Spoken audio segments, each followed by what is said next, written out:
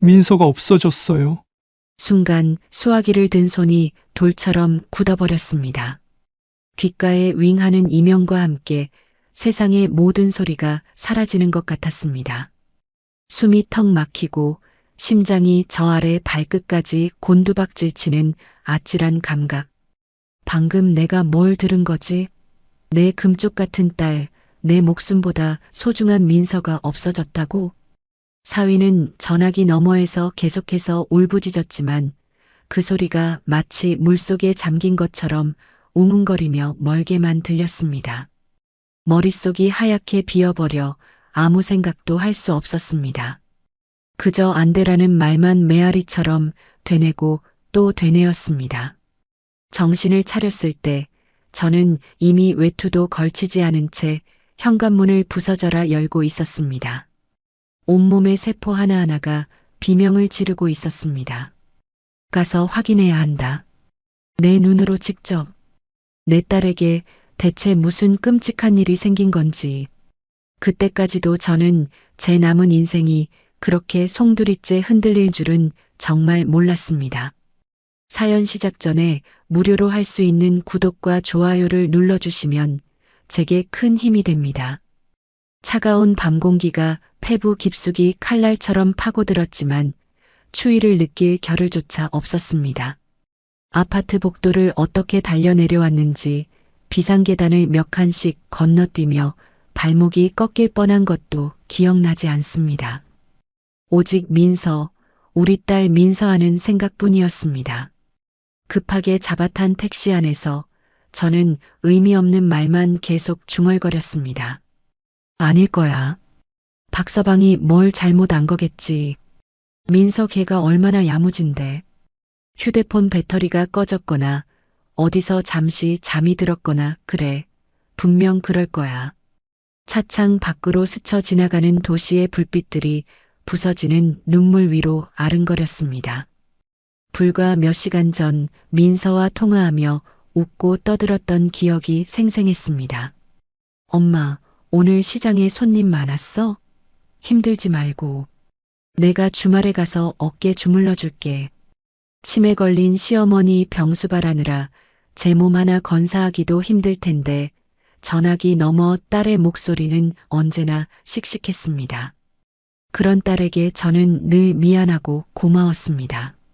시장 좌판에서 평생을 보낸 무지렁이 엄마 밑에서 어쩜 저리 속 깊고 바른 아이가 태어났을까. 먼저 간 남편을 떠올리며 가슴을 쓸어내린 게 한두 번이 아니었습니다. 당신 없어도 나 우리 민서 하나는 정말 잘 키웠지? 하늘에서 보고 있으면 대답 좀 해봐. 1년 전 민서가 결혼하고 싶다며 박서방을 데려왔을 때 저는 세상을 다 얻은 것 같았습니다. 번듯한 직장에 서글서글한 눈매, 깍듯한 말투까지. 무엇보다 제 딸을 세상에서 가장 아껴주는 그 마음에 평생의 짝으로 믿어 의심치 않았습니다. 결혼식장에서 사위의 손을 잡고 들어가는 딸의 뒷모습을 보며 얼마나 많은 눈물을 흘렸는지 모릅니다. 이제 우리 딸 엄마처럼 고생 안 하고 꽃길만 걷겠구나. 정말 다행이다. 정말 고맙다. 그랬던 박서방이었습니다. 그런 사위가 지금 제 딸이 없어졌다고 울부짖고 있었습니다. 택시기사님이 백미러로 흘끔거리며 걱정스러운 눈빛을 보내는 것도 몰랐습니다. 저는 그저 두 손을 모아 간절히 빌고 또 빌었습니다. 제발, 제발 아무 일만 없게 해달라고. 내 목숨을 가져가도 좋으니 우리 딸만은 무사하게 해달라고. 어둠 속에 잠긴 사돈댁의 대저택 앞에 택시가 멈춰 섰을 때 저는 거의 기다시피 차에서 내렸습니다. 육중한 철제 대문이 굳게 닫혀 있었지만 쪽문이 열려 있었습니다. 심장이 미친 듯이 발 뒤꿈치를 찌어댔습니다. 집 안으로 들어서자 거실의 값비싼 샹들리에 조명 아래 박서방이 넉나간 얼굴로 소파에 주저앉아 있었습니다. 눈은 퉁퉁 부어 있었고 머리는 온통 헝클어져 있었습니다. 제 모습을 보자마자 박서방은 아이처럼 와락 울음을 터뜨렸습니다. 장모님, 제가 죄인입니다. 민서를 제대로 돌보지 못했어요. 아닙니다. 박서방 잘못이 아닐세. 일단 진정하고 무슨 일이 있었는지 처음부터 차근차근 말해봐. 우리 민서는 어디 있는 게야? 제가 사위의 등을 두드리며 애써 침착하게 말하는 순간이었습니다. 2층에서 안사돈 김말숙 여사가 천천히 계단을 내려왔습니다. 값비싼 비단 개량한복 차림에 흐트러짐 없는 모습, 치매를 앓고 있다는 사실이 믿기지 않을 정도로 그 눈빛은 차갑고 고요했습니다. 이 밤중에 무슨 소란이냐? 그 목소리에는 딸을 잃은 사돈에 대한 걱정이나 며느리를 잃은 시어머니의 슬픔 따위는 단 한 점도 섞여 있지 않았습니다. 저는 순간 심장이 덜컥 내려앉는 기분이었습니다.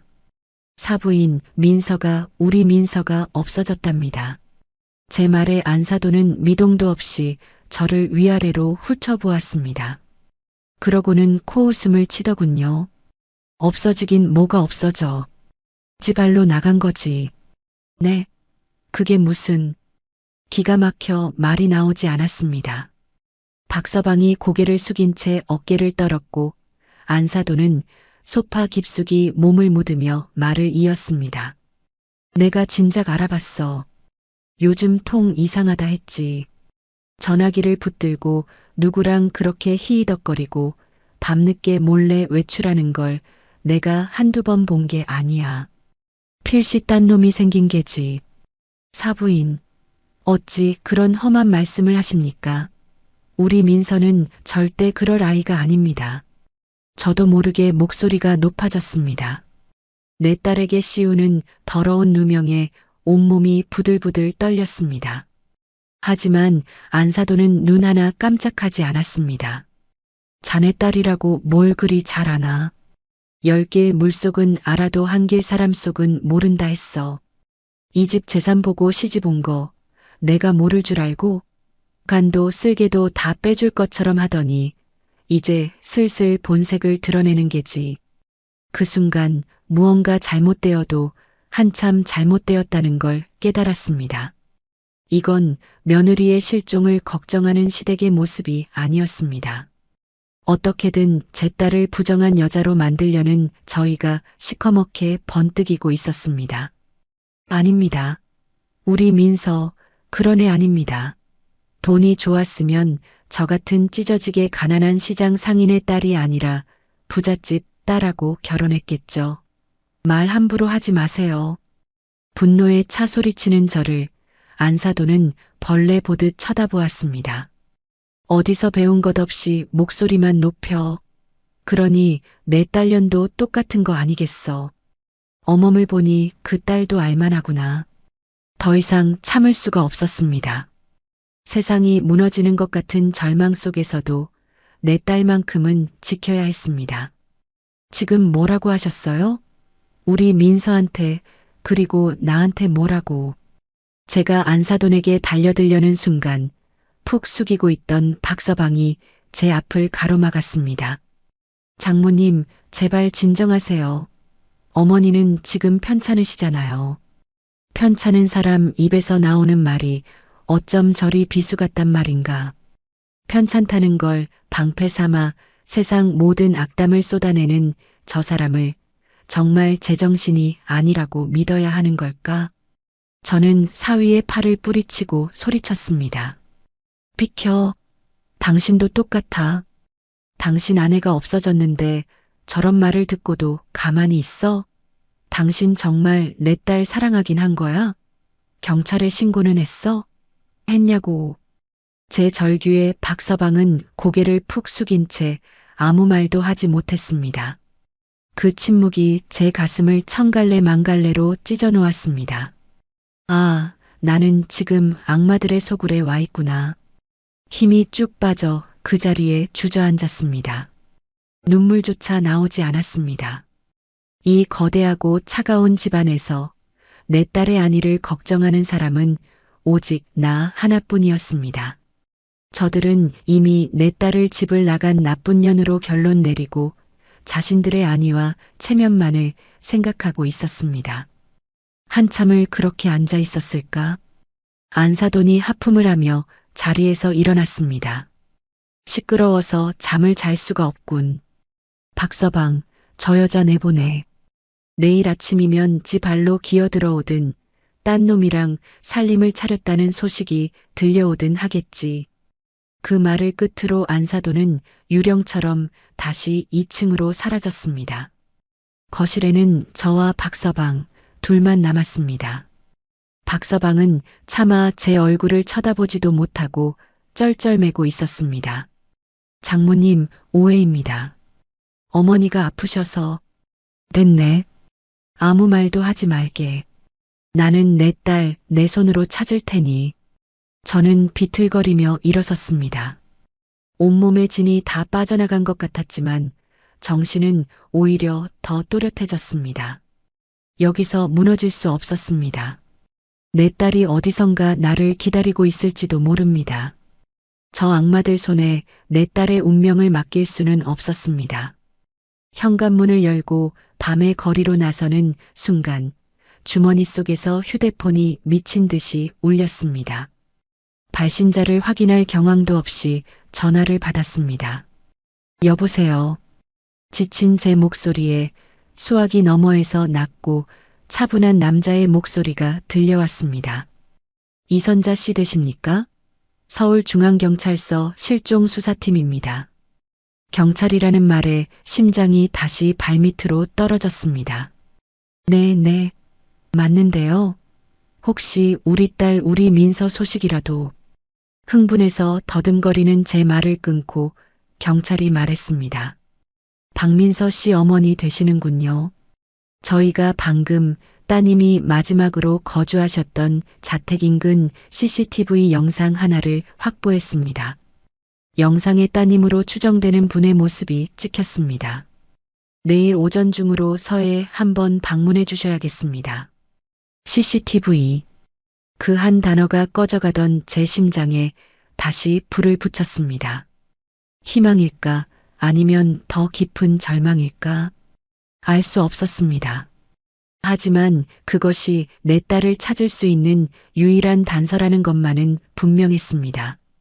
알겠습니다. 내일 아침 일찍 바로 가겠습니다. 전화를 끊고 저는 차가운 밤하늘을 올려다보았습니다. 괜찮아, 선자야. 아직 끝난 게 아니야. 이제부터 시작인 거야. 내 딸을 위해서라면 지옥 불구덩이라도 기꺼이 걸어 들어가리라. 저는 비틀거리는 걸음으로 어둠 속을 향해 한 걸음 한 걸음 내디뎠습니다. 밤새 뜬 눈으로 지새웠습니다. 쿵쾅거리는 심장 소리가 귀에 못이 박힐 지경이었고 천장에 어른거리는 딸아이의 얼굴 위로 온갖 끔찍한 상상들이 그림자처럼 스쳐 지나갔습니다. 어둠 속에서 수백, 수천 번을 빌었습니다. 제발 무사하기만 해다오. 다치지만 않았으면, 그래서 다시 내 품에 돌아올 수만 있다면 더는 아무것도 바라지 않겠다고. 동이특이 무섭게 집을 나섰습니다. 새벽 시장에 찬 공기가 어제와는 비교도 안 될 만큼 시리게 느껴졌습니다. 경찰서로 향하는 버스 창밖 풍경은 흐릿한 눈물에 번져 제대로 보이지도 않았습니다. CCTV. 그 안에 무엇이 담겨 있을까? 신락 같은 희망과 재앙 같은 절망 사이를 위태롭게 오가며 저는 마른 입술만 자꾸 깨물었습니다. 박민서 씨 어머님 되시죠? 저는 실종수사팀 김성진 형사입니다. 묵직한 분위기의 사무실에서 피곤한 기색이 역력한 젊은 형사가 저를 맞았습니다. 그의 책상 위에는 제 딸 민서의 사진이 놓여 있었습니다. 활짝 웃고 있는 그 얼굴을 보자 또다시 눈물이 왈칵 쏟아졌습니다. 우리 딸 우리 민서 맞아요. 혹시 찾았나요? 어디에 있답니까? 제 물음에 김 형사는 대답 대신 물 한 컵을 건넸습니다. 그의 침묵이 칼날이 되어 제 심장을 후벼 파는 것 같았습니다. 어머님, 먼저 마음을 굳게 먹으셔야 합니다. 저희가 확보한 영상이 조금 충격적일 수 있습니다. 충격적이라는 말에 가슴이 철렁 내려앉았습니다. 저는 떨리는 손으로 물컵을 받아들고는 거의 애원하듯 말했습니다. 괜찮습니다. 뭐든 봐야 우리 딸을 찾을 수 있잖아요. 제발 보여주세요. 김 형사는 잠시 저를 바라보다 결심한 듯 모니터를 제 쪽으로 돌렸습니다. 화면은 곧 어둡고 거친 흑백 영상으로 바뀌었습니다. 사돈댁의 대문 앞을 비추는 화면이었습니다. 시간은 어젯밤 제가 사돈댁을 찾아가기 불과 몇 시간 전을 가리키고 있었습니다. 화면은 한동안 고요했습니다. 제 심장 소리만이 방 안을 가득 채웠습니다. 바로 그때였습니다. 익숙한 인형 하나가 화면 안으로 들어왔습니다. 제 딸 민서였습니다. 초췌한 얼굴, 금방이라도 쓰러질 것처럼 위태로운 걸음걸이, 가슴이 미어졌습니다. 그 며칠 사이 대체 무슨 일이 있었기에 제 딸이 저토록 망가져버린 걸까? 민서가 힘겹게 대문을 열고 안으로 들어서려던 순간 다른 인형이 귀신처럼 나타나 딸의 앞을 가로막았습니다. 안사돈 김말숙 여사였습니다. 치매를 앓고 있다는 그 노인은 영상 속에서 너무나도 또렷하고 날랜 몸짓으로 제 딸의 머리채를 거세게 잡아챘습니다. 아! 민서의 비명이 화면을 찍고 나오는 듯 했습니다. 저도 모르게 자리에서 벌떡 일어났습니다. 저게 지금... 안사돈은 광기 어린 얼굴로 딸의 머리채를 잡고 마구 흔들어댔습니다. 입은 무어라 욕설을 퍼붓는 듯 쉴 새 없이 움직였고 그 눈빛은 제가 알던 아픈 노인의 것이 아니었습니다. 평생을 시장 바닥에서 뒹군 저도 소름이 끼칠 만큼 잔인하고 악독한 증오가 서려 있었습니다. 치매 연기, 그 모든 게 거짓이었습니다. 내가 감히 내 돈에 손을 대? 이 더러운 도둑년. 소리는 들리지 않았지만 입모양만으로도 똑똑히 읽을 수 있었습니다. 제 딸은 속수무책으로 맞으며 그저 살려달라고 비는 듯 두 손을 싹싹 빌고 있었습니다. 피가 거꾸로 솟았습니다. 온몸이 사시나무처럼 떨려왔습니다. 그런데 그건 시작에 불과했습니다. 진짜 지옥은 바로 다음에 펼쳐졌습니다. 집안에서 뛰쳐나온 한 남자, 제가 그토록 믿었던 사위 박철민이었습니다. 저는 그가 달려나와 제 딸을 구해줄 것이라, 미친 제 어미를 뜯어말릴 것이라 굳게 믿었습니다. 하지만 그는 제 딸에게 다가와 안사돈의 손을 뿌리치는 대신 오히려 딸의 남은 파란 쪽을 붙잡았습니다. 이게 무슨 박서방, 자네 지금... 제 외침은 허공에 흩어졌습니다. 사위는 울며 발버둥 치는 제 딸을 짐짝처럼 끌고 갔습니다. 안사돈은 그 뒤를 따르며 계속해서 딸의 등을 발로 걷어찼습니다. 그들은 제 딸을 길가에 세워져 있던 검은색 세단 뒷좌석에 쑤셔 넣었습니다. 닫히는 차문 너머로 제 딸의 절망적인 눈빛이 보였습니다. 살려달라는 애처로운 눈빛. 그것이 제가 본 제 딸의 마지막 모습이었습니다. 차가 사라지고 화면에는 텅 빈 거리만이 남았습니다. 아, 입에서 바람 빠지는 소리만 새어나왔습니다. 눈앞이 빙글빙글 돌고 세상의 모든 색이 사라졌습니다. 방금 내가 본 것이 무엇인가? 내 딸이, 내 금쪽 같은 딸이 세상에서 가장 믿었던 두 사람에게 끌려가고 있었다. 남편과 시어머니에게. 장모님, 정신 차리세요. 김 형사가 제 어깨를 흔드는 소리가 아득하게 들려왔습니다. 저는 그대로 바닥에 무너져 내렸습니다. 뱃속에서부터 뜨거운 것이 울컥하고 역류했습니다. 끄끄거리며 목 놓아 울었습니다. 눈물이 아니라 피를 토하는 심정이었습니다. 배신감, 세상에 이보다 더 끔찍한 배신이 또 있을까? 내 딸의 등을 걷어차던 안사돈의 얼굴, 짐승처럼 딸을 차에 밀어넣던 사위의 얼굴이 눈앞에서 떠나지 않았습니다. 내가 내 딸을 사지로 보냈구나. 내 손으로 가슴을 치고 또 쳤습니다. 그 번드르르한 겉모습에 속아 저런 악마의 소굴로 내 딸을 밀어넣은 것은 바로 나였습니다. 그곳에서 내 딸이 어떤 수모와 고통을 겪었을지 상상조차 할 수 없었습니다. 죄책감과 분노가 온몸을 갈기갈기 찢는 듯 했습니다. 얼마나 울었을까. 목이 다 쉬고 더 이상 흘릴 눈물조차 남아있지 않을 때쯤 저는 문득 고개를 들었습니다. 거울처럼 비치는 꺼진 모니터 화면에 늙고 헬쑥한 한 여자의 얼굴이 보였습니다. 넋이 나간 텅 빈 눈동자. 평생을 자식 하나만 바라보고 살아온 가엾은 어미의 얼굴. 순간 머릿속에서 무언가 툭하고 끊어지는 소리가 났습니다. 울면 뭐하나. 이렇게 주저앉아 통곡한들 내 딸이 돌아오나. 저 악마들이 벌을 받나. 아니, 아무것도 바뀌지 않는다. 그 깨달음과 함께 제 안에서 무언가 차갑고 단단한 것이 솟아올랐습니다.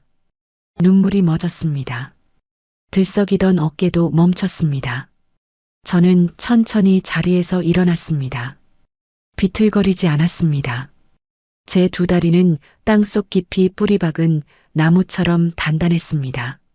김 형사가 놀란 눈으로 저를 쳐다보고 있었습니다. 저는 그의 눈을 똑바로 마주보며 방금 전과는 전혀 다른 목소리로 말했습니다. 갈라지고 쉬었지만 그 안에는 강철 같은 힘이 실려 있었습니다. 형사님, 네, 어머님, 저 인간들 지금 당장 체포할 수 있습니까? 제 질문에 김 형사는 당황한 듯 잠시 말을 잃었습니다.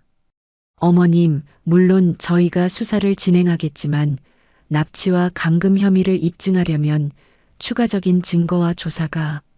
증거는 제가 찾겠습니다. 네. 내 딸이 갇혀 있는 곳도 저것들이 저런 짓을 저지른 이유도 제가 알아내겠습니다. 그러니 형사님은 제가 증거를 가져왔을 때 저 악마들을 단 1초의 망설임도 없이 지옥으로 쳐넣을 준비만 해주십시오. 저는 더 이상 울지 않았습니다. 슬픔과 절망은 제 가슴 가장 깊은 곳에 묻어버렸습니다. 이제 그것들은 사치일 뿐입니다.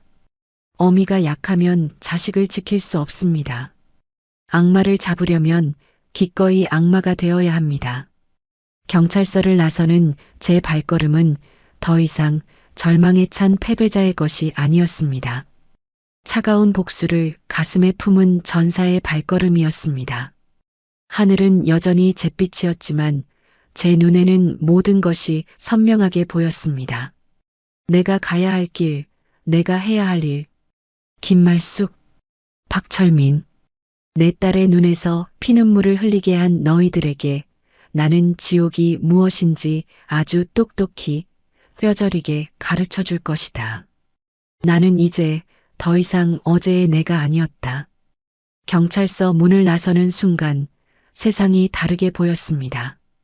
어제까지 제 눈에 보이던 모든 것들은 그저 스쳐 지나가는 풍경에 불과했지만 이제 세상의 모든 것은 두 종류로 나뉘었습니다. 내 딸을 찾는 데 도움이 되는 것과 그렇지 않은 것. 무심코 지나가던 행인들의 얼굴 위로, 그들의 차가운 눈빛과 비정한 입술 위로 박서방과 안사돈의 얼굴이 겹쳐 보였습니다. 저는 더 이상 세상에 속한 사람이 아니었습니다. 오직 복수라는 하나의 목표만을 향해 걸어가는 외로운 사냥꾼일 뿐이었습니다. 텅 빈 집에 돌아왔습니다. 현관문을 열자 싸늘한 공기와 함께 민서가 좋아하던 라일락 향 방향제가 코끝을 스쳤습니다. 어제까지만 해도 포근했던 내 집이 이제는 덩그러니 남겨진 무덤처럼 느껴졌습니다. 식탁 위에는 제가 아침에 차려놓고 나갔던 밥과 국이 차갑게 식어 있었습니다. 그걸 보자 또다시 가슴이 미어졌지만 저는 이를 악물고 눈물을 삼켰습니다. 지금은 울 때가 아니었다.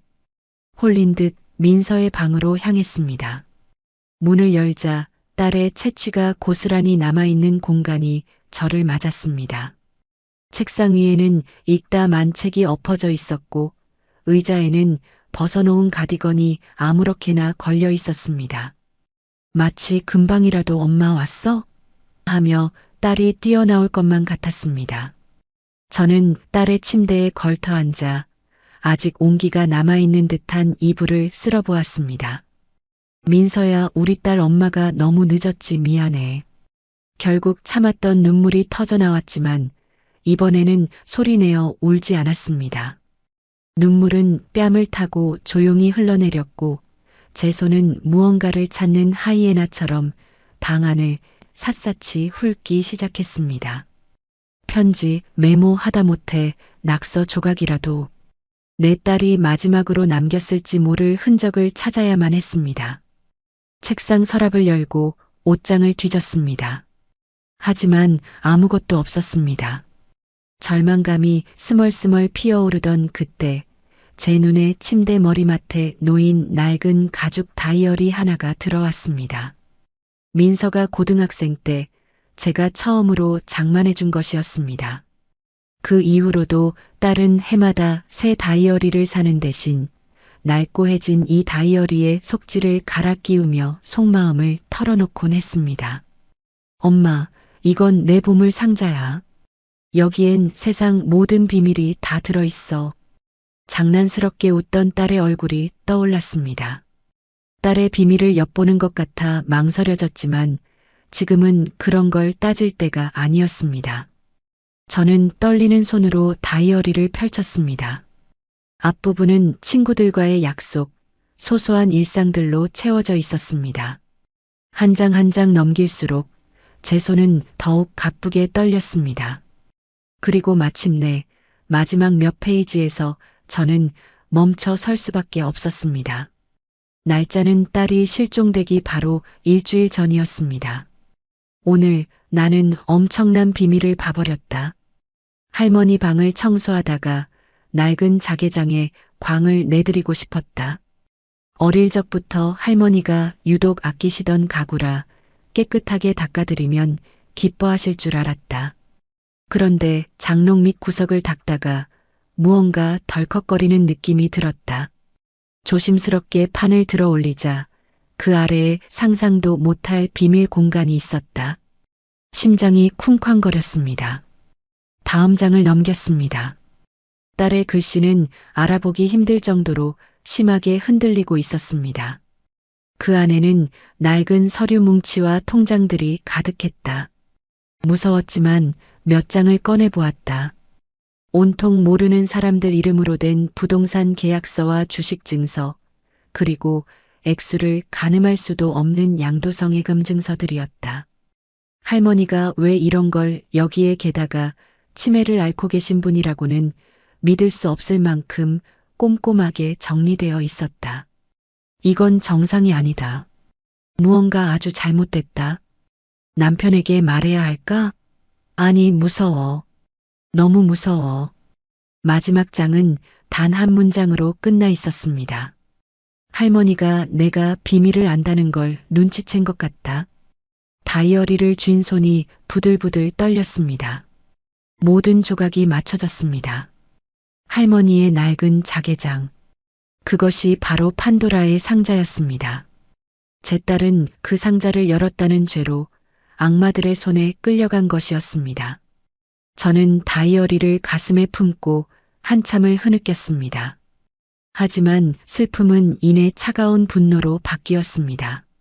그래, 목표는 정해졌다. 그 자개장, 그 안에 놈들의 죄를 입증할 모든 것이 들어있다. 이제 문제는 어떻게 그 소굴로 다시 들어가느냐였다. 어제의 저처럼 분노에 차소리치며 달려들었다간 문전박대만 당할 게 뻔했습니다. 저 교활한 늙은 여우와 그 아들은 이미 저를 경계하고 있을 터 그들의 경계심을 무너뜨려야만 했습니다. 그들이 가장 바라는 모습, 그들이 가장 보고 싶어 하는 모습으로 그들 앞에 나타나야 했습니다. 저는 거울 앞에 섰습니다. 거울 속에는 도끼를 가득 품은 한 마리의 암사자 같은 여자가 서 있었습니다. 안 돼. 이 얼굴로는 안 된다. 저는 두 손으로 제 뺨을 사정없이 후려쳤습니다. 짝 하는 소리와 함께 뺨이 금세 부어오르고 입가에서는 비릿한 피 맛이 느껴졌습니다. 다시 거울을 보았습니다. 눈에는 눈물을 억지로 쥐어짜 핏발을 세웠고 머리는 일부러 마구 헝클어뜨렸습니다. 입술을 깨물어 터뜨리고 어깨를 한껏 움츠렸습니다. 이제야 좀 볼만하군. 딸을 잃고 모든 것을 체념한 가엾고 어리석은 어미의 모습, 저들이 딱 원하는 모습. 저는 부엌으로 가 냉장고를 열었습니다. 그리고는 미친 사람처럼 반찬을 만들기 시작했습니다. 민서가 좋아했던 장조림, 입맛 없다던 박서방을 위해 담갔던 갓김치, 안사돈이 그나마 입에 댄다고 했던 멸치볶음. 칼질을 하는 제 손에는 분노가 실려 있었고 양념을 버무리는 손길에는 저주가 담겨 있었습니다. 이것은 음식이 아니었다. 악마들의 소굴로 들어가기 위한 나의 트로이 목마였다.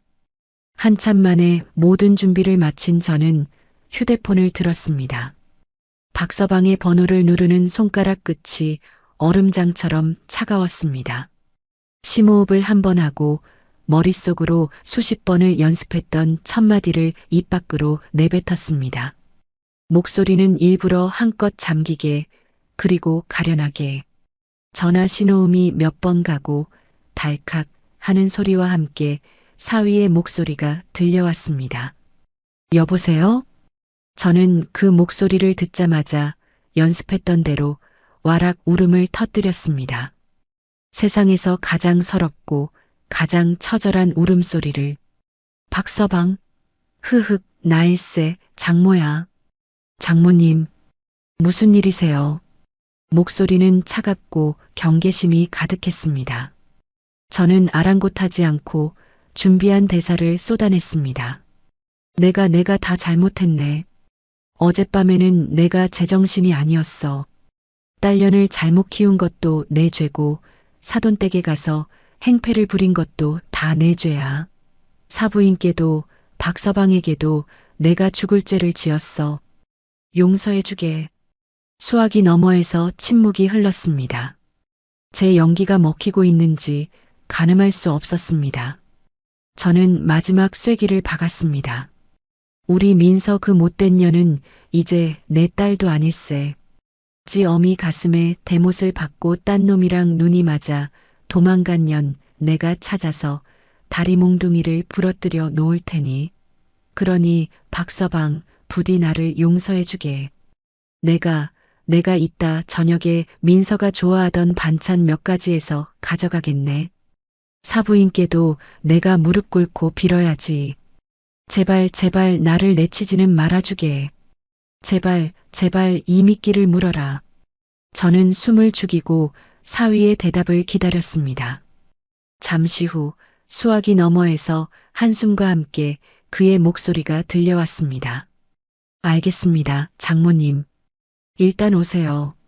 어머니께는 제가 잘 말씀드려 놓겠습니다. 전화가 끊겼습니다. 저는 휴대폰을 든 채 그 자리에 서서 허탈하게 웃었습니다. 눈에서는 뜨거운 눈물이 흐르는데 입꼬리는 비릿하게 올라가 있었습니다. 굴욕감에 온몸이 떨렸지만 그와 동시에 뜨거운 복수심이 온몸의 피를 데우고 있었습니다. 그래, 이것이 시작이다. 너희들이 나를 가엾고 어리석은 여자로 볼수록 너희들의 지옥은 더욱 가까워질 것이다. 저는 식탁 위에 놓인 반찬통들을 바라보았습니다. 그래, 기다려라. 이 어미가 만든 지옥의 만찬을 대접해주러 지금 내가 간단다. 죽어야 한다면 저들 앞에서 죽고 살아야 한다면 저들의 숨통을 끊어놓고 살 것이다. 양손 가득 반찬통을 들고 사돈댁으로 향하는 내내 저는 주문처럼 그 말만 되뇌었습니다. 한 걸음 한 걸음이 마치 칼날 위를 걷는 것처럼 아슬아슬했습니다.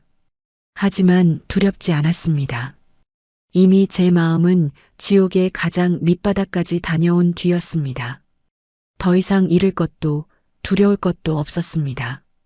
오직 내 딸을 구하고 저 악마들에게 죗값을 치르게 하겠다는 차가운 분노만이 제 심장을 뛰게 할 뿐이었습니다.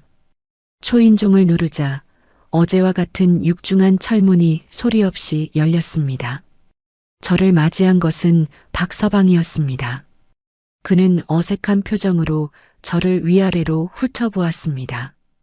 헝클어진 머리, 퉁퉁 부은 눈, 터진 입술. 제 몰골은 그의 경계심을 누그러뜨리기에 충분해 보였습니다. 어서 오세요, 장모님. 박서방 내가 정말 미안하네. 저는 그의 손을 붙잡고 다시 한번 뜨거운 눈물을 쥐어짰습니다.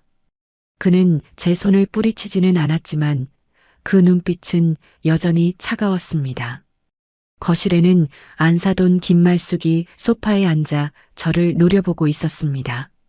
어제와는 달리 그 얼굴에는 조롱과 승리감마저 서려 있었습니다.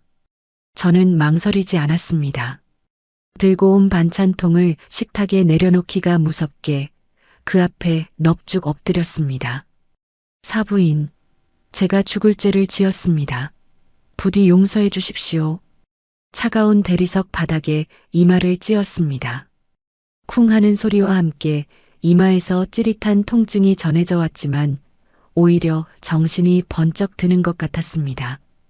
이깟 굴욕, 내 딸이 겪었을 고통에 비하면 아무것도 아니었다. 안사돈은 한참 동안이나 아무 말이 없었습니다. 그 침묵의 시간 동안 저는 쥐 죽은 듯 엎드려 있었습니다. 등 뒤로 박서방의 불편한 기척과 안사돈의 차가운 시선이 느껴졌습니다. 마침내 그녀의 목소리가 제 머리 위로 떨어졌습니다. 일어나. 저는 천천히 고개를 들었습니다. 안사돈은 턱짓으로 소파 앞을 가리켰습니다. 거기 앉아봐. 저는 죄인처럼 무릎을 꿇고 그녀의 앞에 앉았습니다. 그녀는 마치 여왕이라도 된 듯 저를 가만히 내려다보았습니다. 딸년 간수 못한 죄, 이제라도 알았으면 됐어. 하지만 한번 내보인 발톱은 걷어들이는 게 아니야. 앞으로 내 눈앞에서 거슬리는 짓 하면 그때는 이 집 대문 밖으로 내쫓는 걸로 안 끝나. 알아들었나? 네네, 사부인. 명심하겠습니다. 치욕의 입술이 바싹바싹 타들어갔지만 저는 순종적으로 고개를 숙였습니다. 나의 이 굴욕이 너희를 파멸시킬 독이 될 것이다. 그때부터 저는 사돈댁의 그림자가 되었습니다. 아침 일찍 와서 집안 구석구석을 청소하고 점심과 저녁 식사를 차렸습니다. 안사돈의 수족이 되어 그녀의 시중을 들었습니다. 그녀는 보란듯이 저를 하녀처럼 부렸습니다.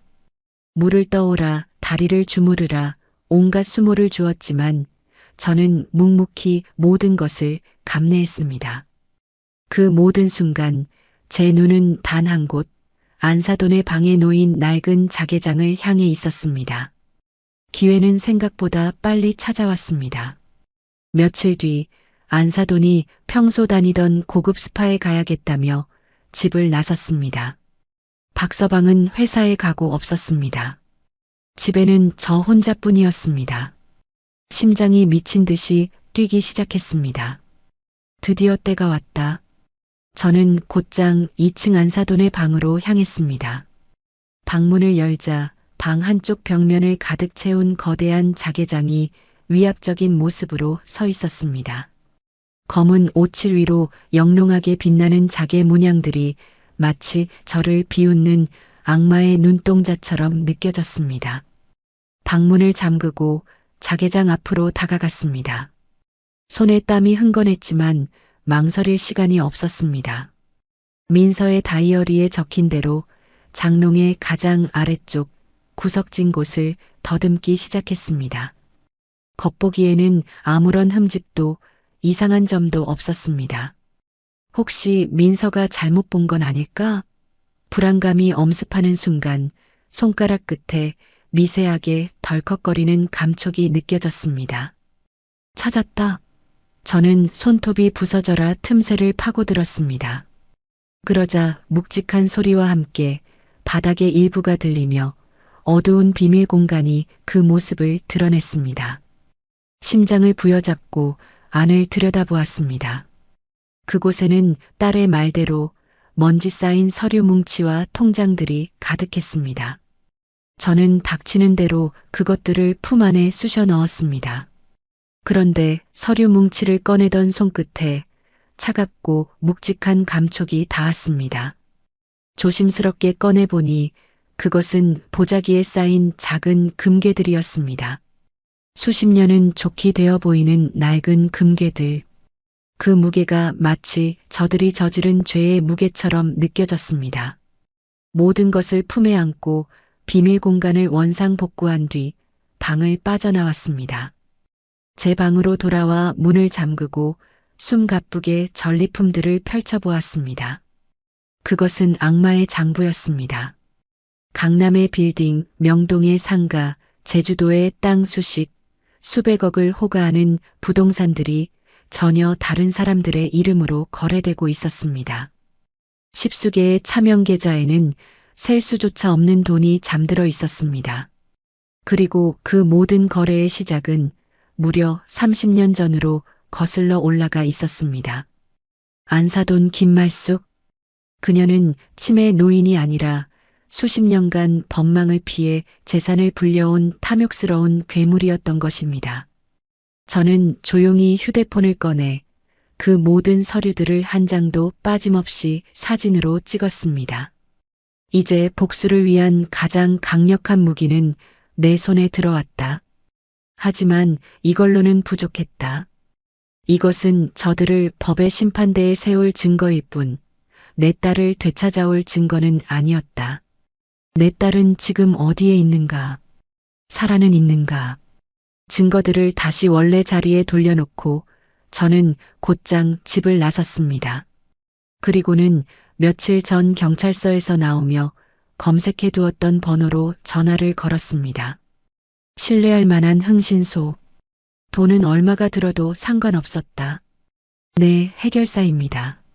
수화기 너머로 능글맞지만 어딘가 믿음직한 중년 남자의 목소리가 들려왔습니다. 사람을 찾아주실 수 있습니까? 물론입니다, 사모님. 우리가 못 찾는 사람은 이 대한민국에 없습니다. 누구를 찾으십니까? 저는 떨리는 목소리로 박서방의 이름과 인상착의를 말했습니다. 제 사위입니다. 그 인간의 최근 일주일간의 행적, 닷새 아니 사흘 안에 알아봐 주십시오. 그가 만나는 사람, 가는 장소, 하다못해 들르는 주유소까지 단 하나도 빠짐없이. 돈은 얼마든지 드리겠습니다. 사위를 말입니까? 허허, 이거 보통 일이 아니구만. 알겠습니다, 사모님. 계약금만 입금되면 바로 작업 들어가지요. 전화를 끊고 저는 제 전 재산이 들어있는 통장의 잔액을 확인했습니다. 시장에서 반찬을 팔아 한 푼, 두 푼 악착같이 모은 내 인생이 담긴 돈이었다. 저는 망설임 없이 흥신소 계좌로 거액의 돈을 송금했습니다. 이제 주사위는 던져졌다. 괴물의 재산을 무너뜨릴 폭탄과 내 딸에게로 가는 지도를 손에 넣기 위한 첫걸음. 두 개의 복수가 동시에 시작된 것이다. 저는 차가운 미소를 지으며 다시 악마의 소굴로 발걸음을 옮겼다. 이제 곧 아주 재미있는 일이 시작될 터였다. 악마의 소굴에서 숨을 죽인 지 일주일. 저는 더 이상 억울함에 떠는 피해자가 아니었습니다. 저는 그들의 모든 것을 지켜보는 감시자였고 그들의 운명을 손에 쥔 심판자였습니다. 저는 매일같이 웃는 얼굴로 그들 앞에 섰습니다. 사부인, 진지 드세요. 박서방, 고생 많았네. 살갑게 말을 건네는 제 목소리 뒤에는 서리빨 같은 칼날이 숨겨져 있었습니다. 그들은 아무것도 눈치채지 못한 채 저를 각했고 만만한 여자로 취급하며 오만방자하게 굴었습니다. 그들은 어리석었습니다. 자신들이 밟고 서 있는 땅이 꺼져가고 있다는 사실도 모른 채 말입니다. 그동안 흥신소에서는 꾸준히 보고가 들어왔습니다. 최 실장이라는 자는 겉보기엔 능글맞았지만 일처리 하나는 기가 막히게 깔끔했습니다. 그는 박서방이 몰래 드나들던 경기도 외곽의 한적한 주소를 찾아냈고 그곳이 안사돈 명의의 낡은 별장이라는 사실까지 알아냈습니다. 심장이 뛰었습니다. 내 딸, 우리 민서가 바로 그곳에 있을 것이었습니다. 하지만 섣불리 움직일 수는 없었습니다. 그곳에 경찰을 들이닥치게 했다가 저들이 궁지에 몰려 내 딸을 해하기라도 한다면 상상만 해도 피가 거꾸로 솟았습니다. 아니, 그렇게 되어서는 안 되었습니다. 내 딸은 제 손으로 가장 안전하게 구해내야만 했습니다. 그러기 위해서는 저들 스스로가 무너져야만 했습니다. 서로를 믿지 못하고 서로를 물어뜯으며 자멸하게 만들어야 했습니다. 탐욕으로 뭉친 그들의 관계는 작은 의심의 돌멩이 하나만 던져도 쉽게 부서져 내릴 유리성과 같다는 것을 저는 잘 알고 있었습니다. 계획은 단순했습니다. 그들의 가장 약한 골이 돈을 건드리는 것이었습니다. 저는 시장에 나간다는 핑계를 대고 집을 나섰습니다. 그리고는 곧장 용산 전자상가 뒤편의 허름한 골목으로 향했습니다. 최 실장이 알려준 곳이었습니다. 그곳에서 저는 제 신분이 전혀 드러나지 않는 대포폰 하나를 손에 넣었습니다. 이제 무대는 완벽하게 준비되었습니다. 그날 저녁 저는 사돈댁 주방 한 구석에서 숨을 죽인 채 2통의 문자 메시지를 작성했습니다. 먼저 안사돈 김말숙에게 보낼 메시지였습니다. 내 아들이 내 재산을 노린다. 자개장 속 비밀, 아들에게만 말했나? 더 믿을 놈이 있나 잘 생각해봐라. 다음은 박서방에게 보낼 메시지였습니다. 내용은 교묘하게 달랐습니다. 내 어머니가 널 믿지 못한다. 자개장 속 비밀, 너 말고 또 아는 사람이 있는 것 같다. 평생 개처럼 일만 하다 빈손으로 쫓겨나고 싶지 않으면 정신 차려라. 저는 2개의 폭탄을 각자의 휴대폰에 전송했습니다. 그리고는 아무 일도 없다는 듯 저녁 식사를 준비하기 시작했습니다. 땡 하는 문자 수신음이 거의 동시에 거실에서 울려 퍼졌습니다. 소파에 나란히 앉아 TV를 보던 안사돈과 박서방이 동시에 휴대폰을 집어드는 것이 보였습니다. 저는 일부러 냄비를 떨어뜨리는 척 요란한 소리를 냈습니다. 어머나, 이걸 어째? 놀란 2 사람이 저를 쳐다보는 사이 저는 그들의 얼굴을 재빨리 훑쳤습니다. 2 사람의 얼굴은 순식간에 굳어 있었습니다. 안사돈의 눈은 의심과 분노로 가늘어졌고 박서방의 얼굴은 당혹감과 불안으로 창백해졌습니다. 미끼를 물었습니다. 그날 저녁 식탁의 공기는 얼음장처럼 차가웠습니다. 평소 같으면 제 음식 솜씨를 트집 잡거나 박서방에게 잔소리를 늘어놓았을 안사돈이 아무 말 없이 숟가락만 깨작거렸습니다. 박서방 역시 안사돈의 눈치를 살피며 불안한 기색을 감추지 못했습니다. 저는 그저 묵묵히 그들의 빈 그릇에 반찬을 올려주며 폭풍전야의 고요를 즐겼습니다. 다 먹었으면 그만 들어가 쉬게. 내일 아침 일찍 와야지. 식사가 끝나자 안사돈이 퉁명스럽게 말했습니다. 평소와 같은 말이었지만 그 안에는 내 눈앞에서 썩 꺼져라는 의미가 담겨 있었습니다. 저는 순순히 고개를 숙이고 집을 나섰습니다. 하지만 멀리 가지 않았습니다. 사돈댁 담벼락 그림자 속에 몸을 숨기고 집안의 동태를 살폈습니다. 얼마 지나지 않아 거실에 불이 환하게 켜지고 두 사람의 고성이 새어나오기 시작했습니다.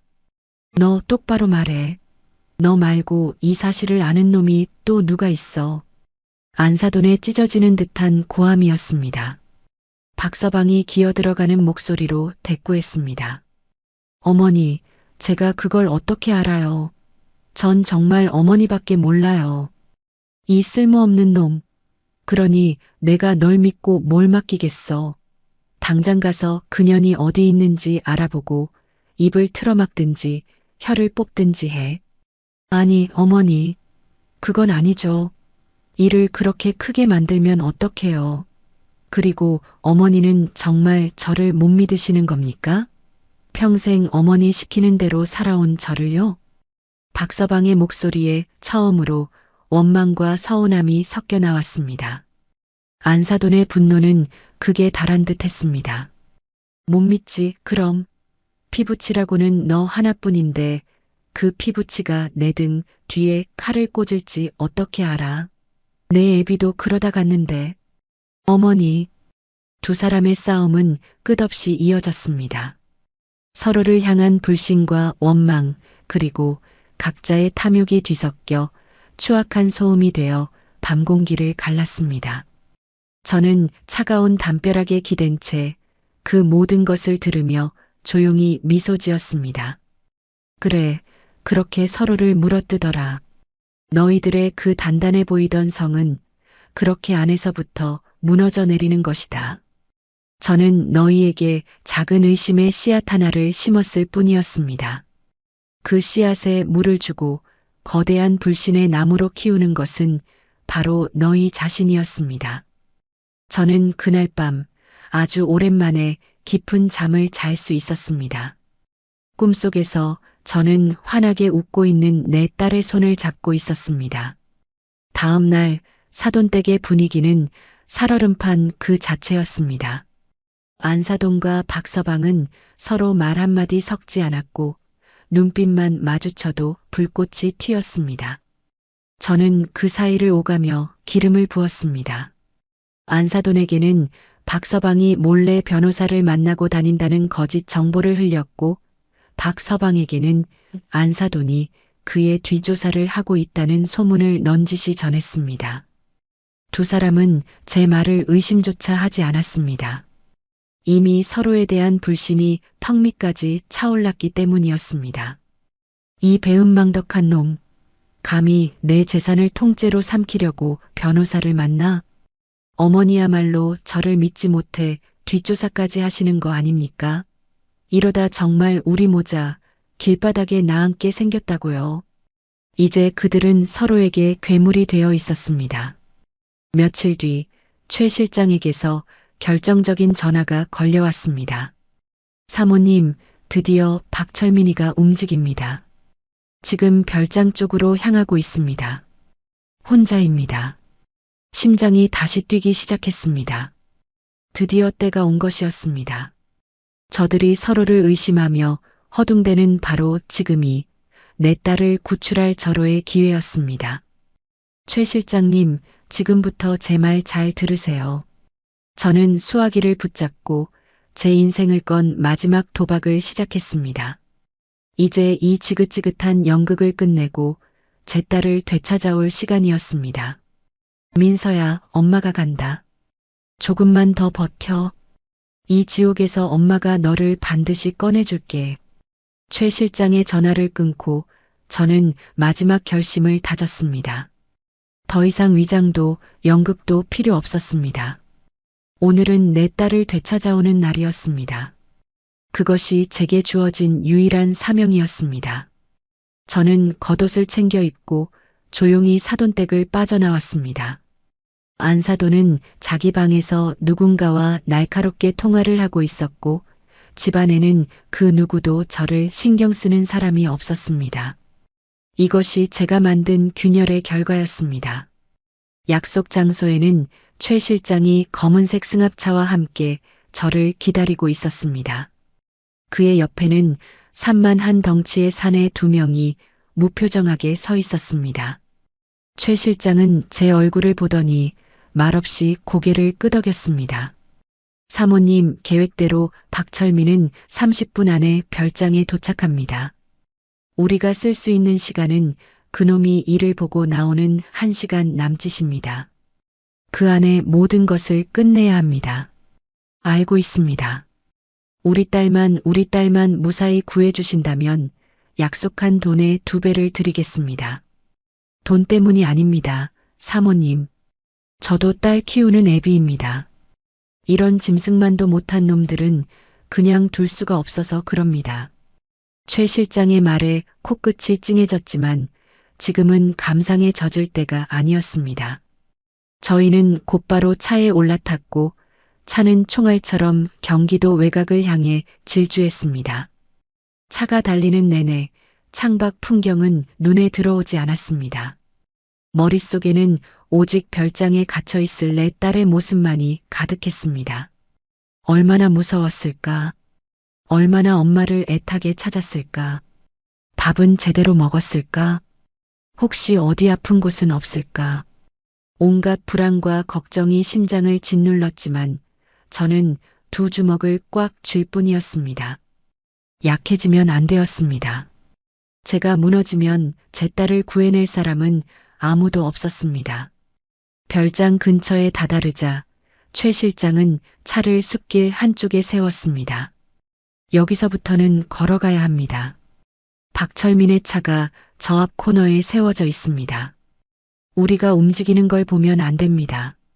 저희는 숨을 죽인 채 차에서 내려 숲을 가로질러 별장 뒤편으로 접근했습니다. 낡고 허름한 2층짜리 목조 건물.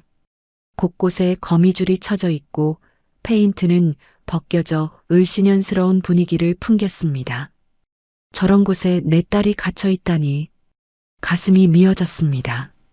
최 실장과 덩치 큰 사내들이 별장 주변을 살피며 경계를 서는 동안 저는 창문 틈으로 안을 들여다보았습니다. 1층은 텅 비어 있었고 먼지만 자욱했습니다. 그렇다면 2층이었습니다. 2층의 창문은 모두 두꺼운 판자로 막혀 있었습니다. 사모님, 2층입니다. 제가 뒤쪽 창문을 뜯어낼 테니 사모님은 먼저 들어가서 따님을 찾아보세요. 저희는 밖에서 망을 보겠습니다.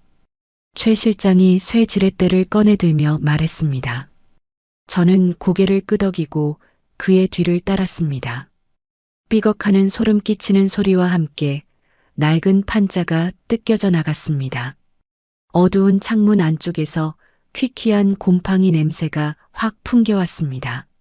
저는 망설이지 않고 창틀을 넘어 안으로 몸을 던졌습니다. 바닥에 발이 닿는 순간 심장이 멎는 듯 했습니다. 어둠 속에서 희미하게 사람의 신음소리가 들려오고 있었습니다. 민서야. 우리 딸 민서 맞니? 엄마야. 저는 소리가 들려오는 쪽으로 달려갔습니다. 방 한 구석, 먼지 쌓인 침대 위에 누군가 웅크리고 있었습니다. 더러운 담요를 뒤집어 쓰고 있는 깡마른 형체. 내 딸이었습니다. 민서야. 제가 담요를 걷어내는 순간 저는 비명을 지를 뻔했습니다. 그곳에는 제가 알던 내 딸의 모습은 없었습니다. 며칠 만에 뼈만 앙상하게 남은 얼굴, 퀭한 눈, 생기 없이 푸석한 입술. 팔에는 온통 시퍼런 멍 자국과 주사바늘 자국이 가득했습니다. 약물에 취한 듯 딸의 눈은 초점 없이 허공을 헤매고 있었습니다. 엄마. 딸이 힘겹게 입을 열었습니다. 그 목소리가 너무나 작고 가늘어서 금방이라도 부서져 사라질 것만 같았습니다. 그래, 엄마야. 우리 딸, 엄마가 왔어. 이제 괜찮아. 저는 딸을 부둥켜 안고 오열했습니다. 제 품에 안긴 딸의 몸은 불덩이처럼 뜨거웠습니다. 이 작고 여린 몸으로 대체 얼마나 끔찍한 고통을 견뎌낸 것일까요? 금수만도 못한 놈들. 제가 반드시 너희들을 갈기갈기 찢어 죽일 것이었습니다. 분노가 머리끝까지 치밀었지만 지금은 딸을 구하는 것이 먼저였습니다. 민서야, 정신 차려봐. 엄마랑 같이 여기서 나가야 해. 저는 딸을 일으켜 세우려 했지만 딸은 제 몸 하나 가누지 못하고 자꾸만 쓰러졌습니다. 최 실장과 함께 온 사내 하나가 창문으로 들어와 말없이 딸을 등에 업었습니다. 사모님, 시간이 없습니다. 어서 나가시죠. 저희는 들어왔던 길을 되짚어 창문을 통해 밖으로 빠져나왔습니다. 차가운 밤 공기를 쐬자 딸이 희미하게 정신을 차리는 듯 했습니다. 엄마 무서웠어. 너무 무서웠어. 알아, 우리 딸. 다 알아. 이제 괜찮아. 엄마가 다 해결할게. 아무 걱정하지 마. 저는 딸의 깡마른 손을 잡고 뜨거운 눈물을 흘렸습니다. 저희가 숲을 빠져나와 승합차에 올라타려는 순간이었습니다. 별장 입구에서 차 시동 거는 소리가 들렸습니다. 박서방이었습니다. 그가 별장에서 나오고 있었습니다. 심장이 멎는 듯 했습니다. 만약 그가 우리를 본다면. 다행히 그의 차는 저희가 온 방향과는 반대쪽으로 향했습니다. 그가 완전히 시야에서 사라지고 나서야 저는 안도의 한숨을 내쉴 수 있었습니다. 차에 올라타자마자 최 실장은 미리 준비해둔 안전가옥으로 차를 몰았습니다. 서울 시내의 한적한 오피스텔. 겉보기엔 평범했지만 보안이 철저하고 외부인의 출입이 통제되는 곳이었습니다. 안전가옥에 도착하자마자 저는 딸을 침대에 눕히고 젖은 수건으로 딸의 얼굴과 몸을 닦아주었습니다. 딸의 옷을 갈아입히다가 저는 또다시 숨을 멈춰야 했습니다. 딸의 등과 배에도 온통 시커먼 멍자국이 가득했습니다. 저 악마들이 내 딸에게 무슨 짓을 한 것인지 기가 막혔습니다. 분노와 슬픔에 이가 갈렸지만 저는 억지로 감정을 억눌렀습니다. 그리고는 조용히 죽을 끓이기 시작했습니다. 며칠을 굶었을 내 딸에게 따뜻한 음식을 먹여야 했습니다. 죽을 끓이는 동안 최 실장이 제게 다가와 조심스럽게 말했습니다. 사모님, 따님을 병원으로 옮기는 게 좋지 않겠습니까? 상태가 많이 안 좋아 보입니다. 저는 고개를 저었습니다. 안 됩니다. 병원에 가는 순간 저들이 우리를 찾아낼 겁니다. 기록이 남으니까요. 제가 아는 의사가 있습니다. 왕진을 부탁해야 합니다. 최 실장은 제 단호한 모습에 더 이상 아무 말도 하지 않았습니다. 따뜻한 죽을 한 숟가락, 두 숟가락 떠먹이자 딸의 얼굴에 아주 조금 혈색이 돌기 시작했습니다. 그리고는 지친 듯 제 품에 기대어 잠이 들었습니다. 새근새근 숨을 내쉬는 딸의 얼굴을 내려다보며 저는 한없이 눈물을 흘렸습니다. 하지만 그 눈물은 더 이상 슬픔이나 절망의 눈물이 아니었습니다. 내 딸을 되찾았다는 안도감, 그리고 저 악마들을 향한 활화산 같은 분노가 뒤섞인 뜨거운 결의의 눈물이었습니다. 저는 조용히 딸의 곁을 빠져나와 창가에 섰습니다. 서울의 야경이 눈앞에 펼쳐져 있었습니다. 이제 심판의 시간이었습니다. 저는 휴대폰을 들어 김성진 형사의 번호를 눌렀습니다. 형사님, 접니다. 이선자입니다. 수화기 너머 김 형사의 목소리가 긴장으로 가득 찼습니다. 어머님, 어디십니까? 괜찮으세요? 저는 괜찮습니다. 그리고 제 딸도 찾았습니다.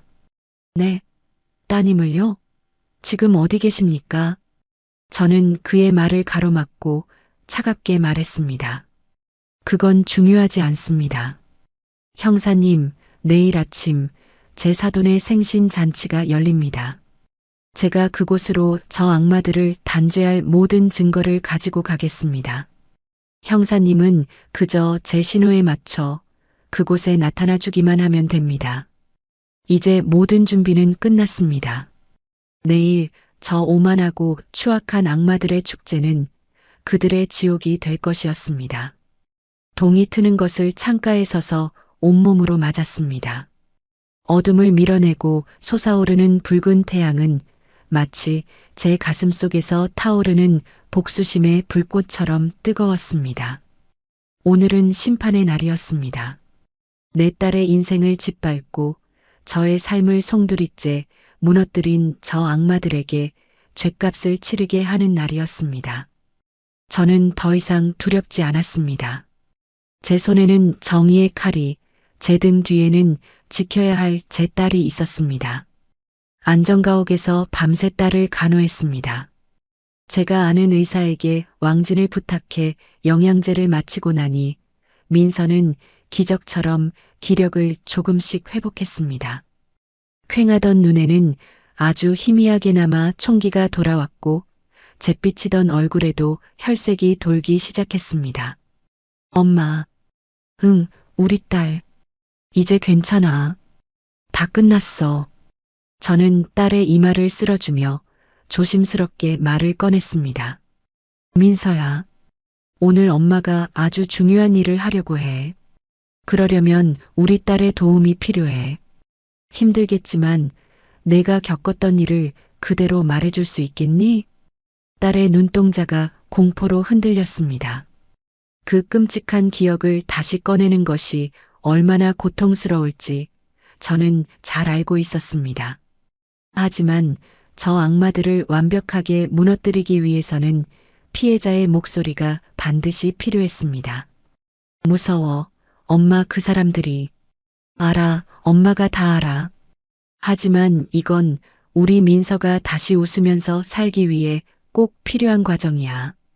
엄마가 옆에 꼭 붙어 있을게. 아무도 우리 딸 못 해쳐.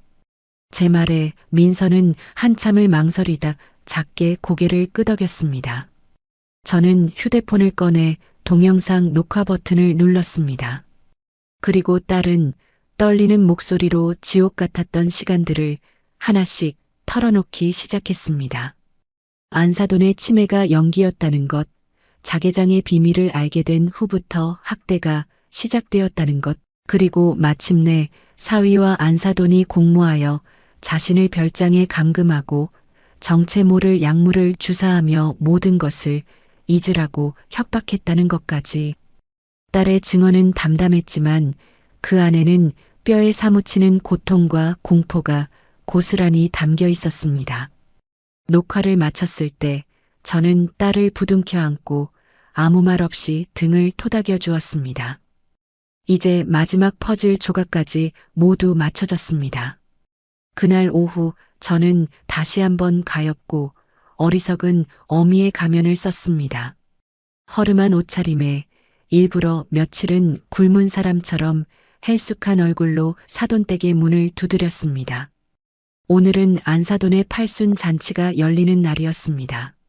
집 앞에는 값비싼 외제 차들이 즐비했고 집 안에서는 웃음소리와 음악소리가 흘러나오고 있었습니다. 아니, 이 여편네가 여긴 왜 또 왔어? 저를 발견한 먼 친척 하나가 혀를 차며 말했습니다. 저는 아랑곳하지 않고 집 안으로 들어섰습니다. 거실에는 온갖 친척들이 모여 화기애애한 분위기 속에서 담소를 나누고 있었습니다. 오늘의 주인공인 안사돈은 고운 한복을 차려입고 상석에 앉아 여왕처럼 웃고 있었고 박서방은 그 옆에서 깍듯하게 시중을 들며 세상 어디에도 없는 효자 아들을 연기하고 있었습니다. 그 위선적인 모습에 구역질이 치밀었습니다. 저의 등장을 가장 먼저 알아챈 것은 박서방이었습니다. 그의 얼굴이 순간 굳어지며 제게 다가와 낮은 목소리로 속삭였습니다. 장모님, 여긴 어쩐 일로? 오늘은 가족들만 모이는 자리인데. 박서방, 내가 사부인께 드릴 말씀이 있어서 왔네. 생신상에 미역국이라도 한 그릇 올려드리고 싶어서.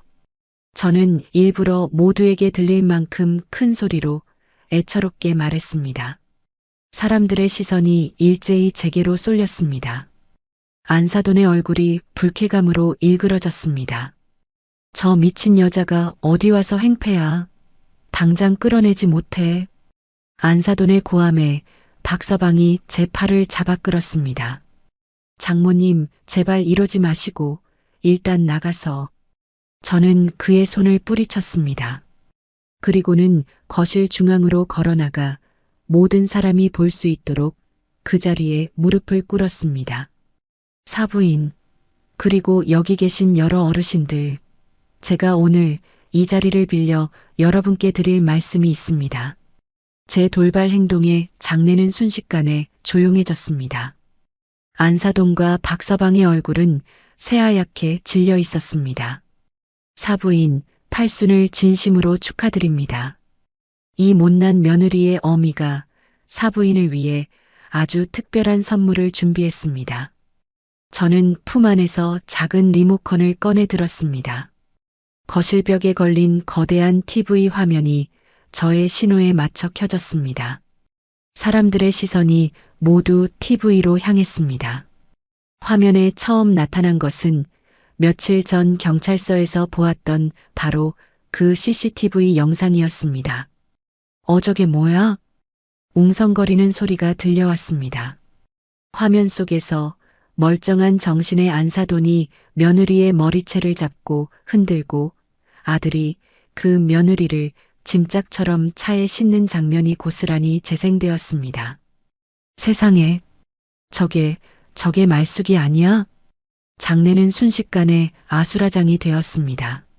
안사돈이 자리에서 벌떡 일어나 비명을 질렀습니다. 당장 저거 끄지 못해. 저건 조작이야. 박서방 역시 사색이 되어 리모컨을 뺏으려 제게 달려들었지만 저는 그를 피해 다음 영상을 틀었습니다. 화면에는 수십 장의 서류들이 나타났습니다. 안사돈이 수십 년간 숨겨온 차명 부동산 계약서와 계좌 내역들이었습니다. 이것이 사부인께서 평생을 숨겨오신 재산의 일부입니다. 모두 불법적인 방법으로 축적한 더러운 돈이지요. 며느리를 납치하고 감금하면서까지 지키고 싶었던 바로 그 돈입니다. 친척들은 경악을 금치 못했습니다. 그들이 존경하고 부러워했던 김말숙 여사의 실체가 만천하에 드러나는 순간이었습니다. 하지만 저의 복수는 아직 끝나지 않았습니다. 그리고 마지막 선물입니다. 저는 마지막으로 제 딸 민서의 증언 영상을 틀었습니다.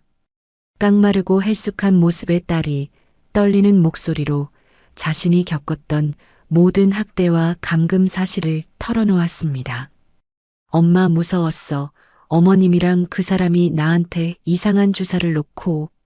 딸의 목소리가 거실에 울려 퍼지자 곳곳에서 탄식과 분노의 목소리가 터져나왔습니다. 안사돈은 그 자리에 주저앉아 아니야. 저건 거짓말이야.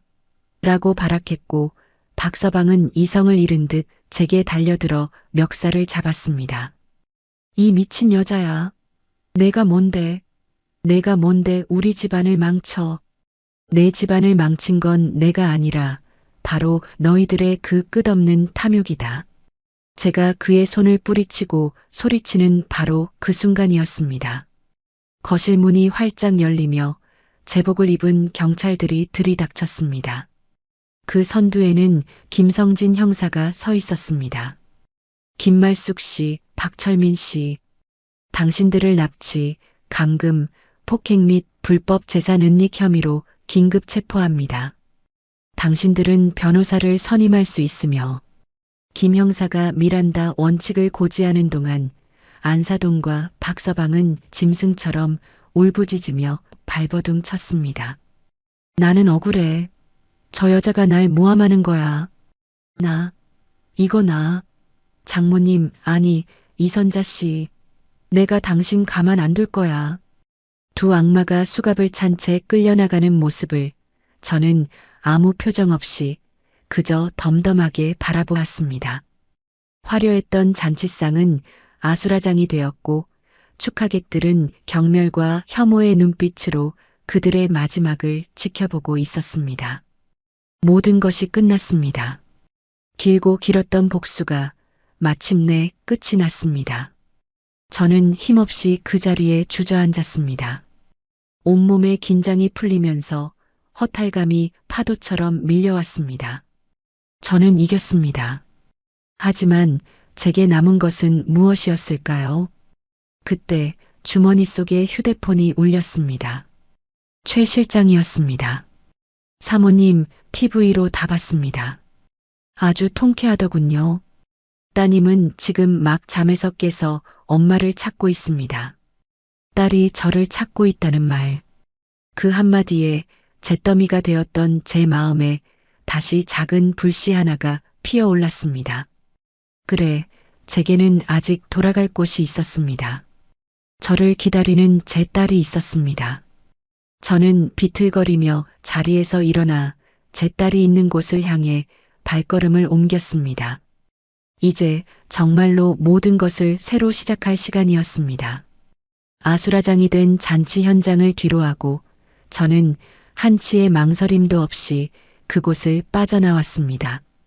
등 뒤에서 들려오는 악다구니와 울부짖음, 사람들의 경악 어린 수군거림도 더 이상 제게는 아무런 의미가 없었습니다.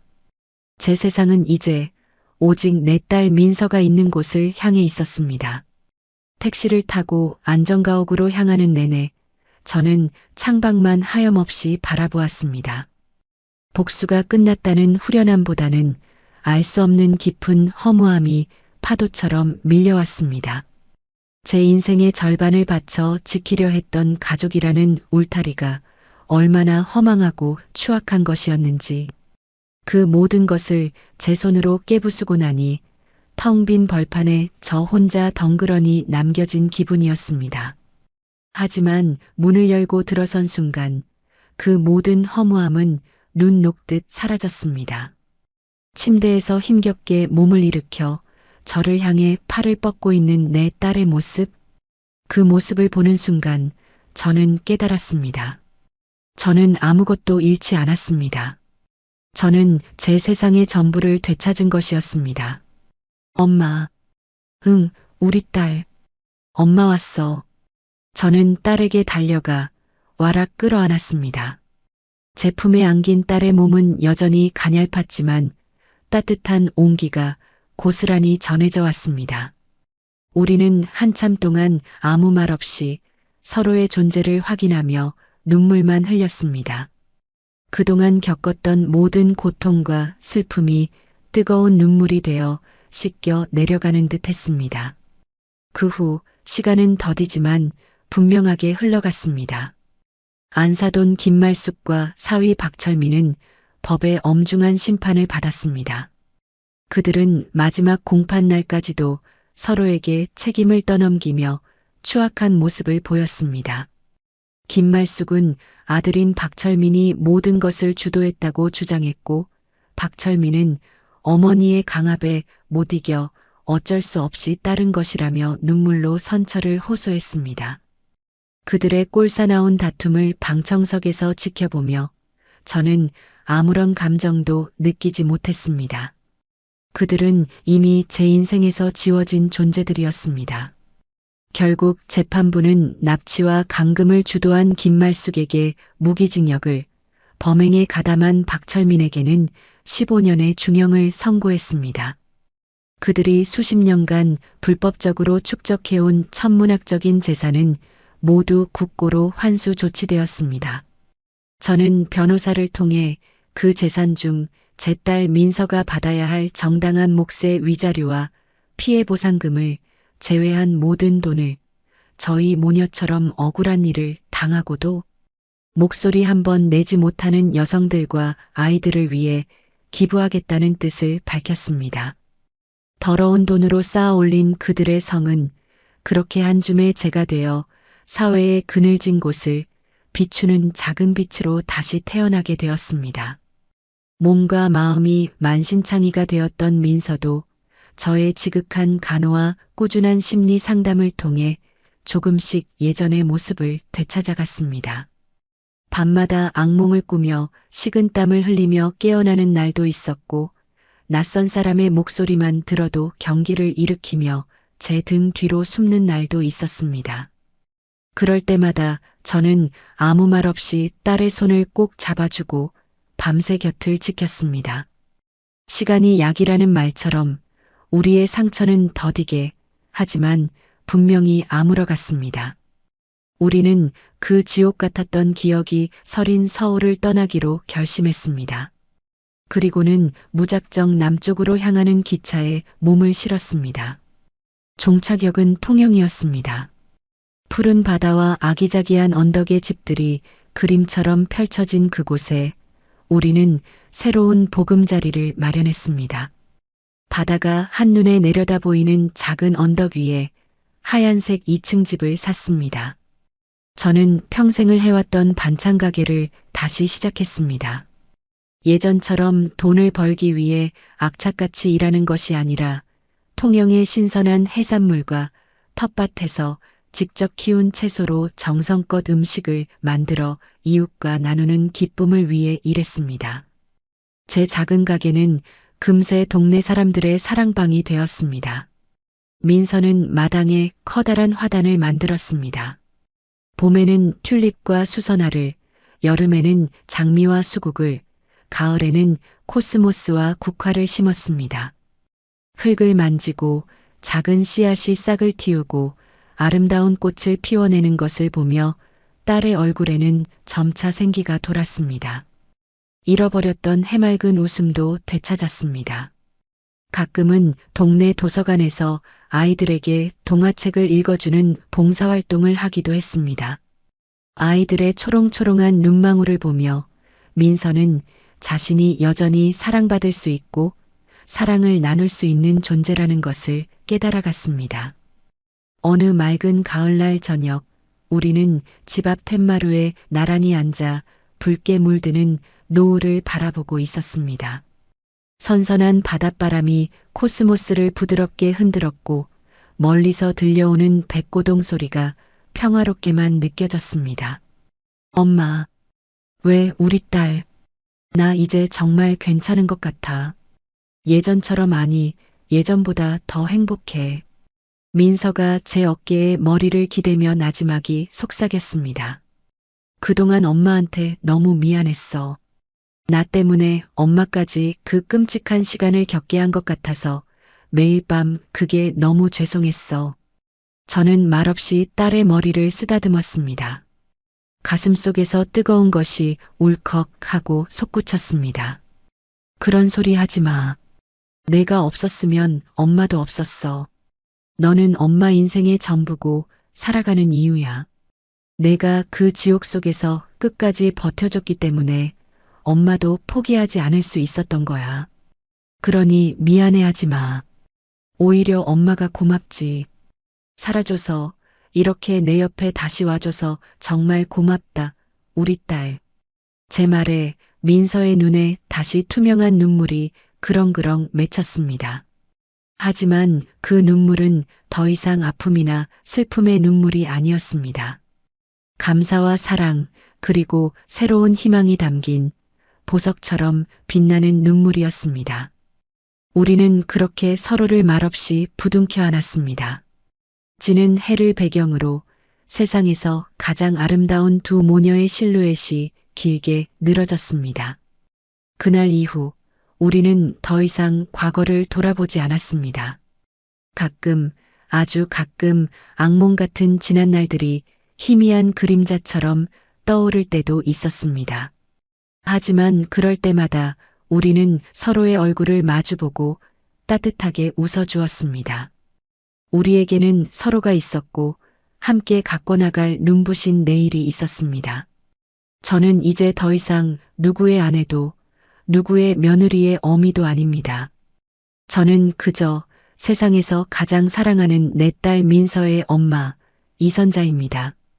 지옥의 불구덩이를 건너 우리는 마침내 우리만의 작고 소박한 천국을 찾았습니다. 저 멀리 수평선 너머로 마지막 햇살이 사라지고 밤의 장막이 내려앉았습니다. 하지만 저희는 두렵지 않았습니다.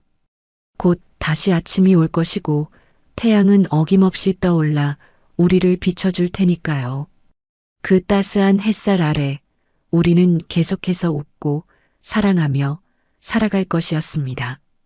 오늘 이야기는 한 평범한 어머니의 위대한 모성애가 어디까지 뻗어나갈 수 있는지, 그리고 가장 깊은 절망 속에서도 어떻게 희망의 꽃을 피워낼 수 있는지를 보여주고 있습니다. 우리 인생에는 뜻하지 않은 시련이 폭풍처럼 몰아칠 때가 있습니다. 이선자 여사처럼 믿었던 사람에게 배신당해 세상이 무너지는 듯한 고통을 겪을 수도 있고, 때로는 그 아픔에 갇혀 분노와 증오의 시간을 보내기도 합니다. 하지만 중요한 것은 그 어두운 터널을 어떻게 빠져나오느냐에 달려 있습니다. 과거는 바꿀 수 없지만 우리의 오늘과 내일은 바로 지금 우리의 선택에 의해 새롭게 쓰여지기 때문입니다. 어쩌면 여러분 주변에도 이선자 여사처럼 홀로 힘겨운 싸움을 하고 있는 분이 있을지도 모릅니다. 혹은 여러분 자신이 누군가에게 기댈 곳이 되어 주어야 할 수도 있겠지요. 오늘 이 이야기가 여러분의 마음에 작은 위로와 함께 내 곁에 소중한 사람을 다시 한번 돌아보는 계기가 되었기를 진심으로 바랍니다.